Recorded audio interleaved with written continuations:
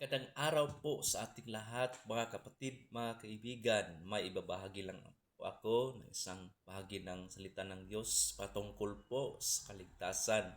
Nariyan po sa John 3:16 to 18. Sabi po ng Biblia, sapagkat gayon na lamang ang pagsinta ng Diyos sa sanglibutan na ibinigay niya ang kaniyang bugtong na anak upang ang sinumang sa kanya sumampalataya ay huwag mapahamak kundi magkaroon ng buhay na walang hanggan, sapagkat hindi sinugo ng Diyos ang anak sa sanglibutan upang hatulan ang sanglibutan, kundi upang ang sanglibutan ay maligtas sa pamamagitan niya.